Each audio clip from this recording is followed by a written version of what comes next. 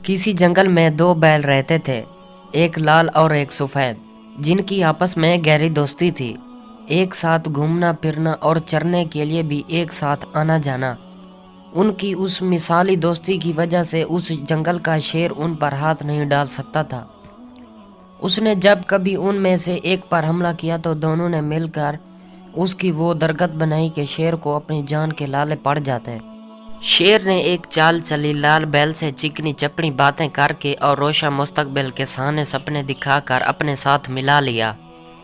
लाल बैल उसकी बातों में आ गया कि बैल की दोस्ती के मुकाबले में शेर की दोस्ती ज्यादा महफूज नजर आ रही है।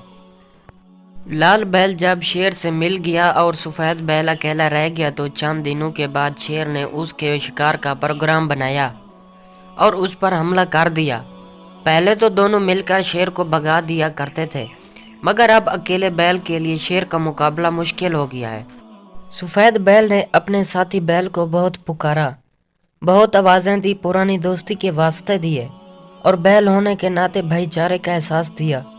मगर शेर की दोस्ती के नशे में सरशार लाल बैल टस से मस ना हुआ और अपनी बरादरी के एक फर्द को शेर के हाथों चीर फाड़ का शिकार होते हुए देखता रहा।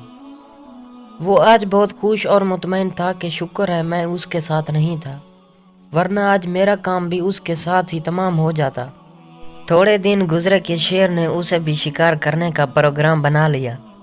जब शेर ने उस पर हमला किया तो लाल बैल ने जोर से डरकाते हुए जंगल के बाशिंदों को यह पैगाम दिया कि मैं तो उसी दिन कत्ल हो गया था जिस दिन सफेद बैल कत्ल हुआ था।